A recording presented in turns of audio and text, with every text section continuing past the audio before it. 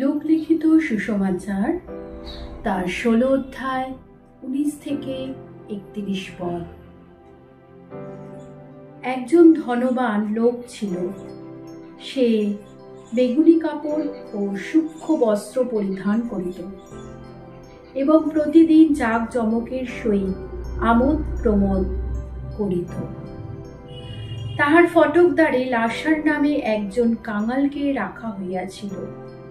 সে ঘায়ে ভরা ছিল এবং সেই ধনবানের মেজ হইতে পতিত গুড়া ঘাড়া খাইতে বাঞ্ছা করিত। আবার কুকুরেরাও আসিয়া তাহার ঘা চাটিত। কালক্রমে ওই কাঙাল মরিয়া গেল, আর স্বর্গদূতগণ তাহাকে লইয়া অব্রাহামের কোলে বসাইলেন।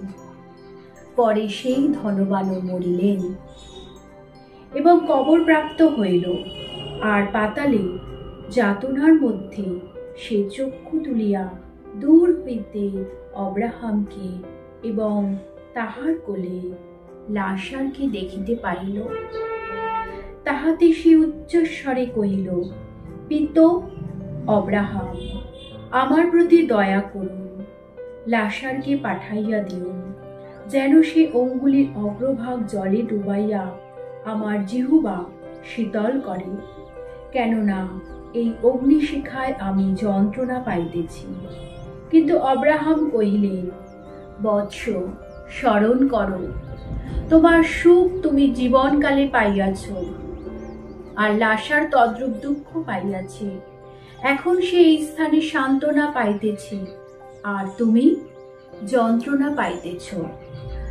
আর এ সকল ছাড়া আমাদের ও তোমাদের মধ্যে বৃহৎ এক শূন্যস্থলী স্থির রহিয়াছে, যেন এখান হইতে যাহারা তোমাদের কাছে যাইতে চাহে তাহারা না পারে, আবার ওখান হইতে আমাদের কাছে কেহ পার হইয়া আসিতে না পারে।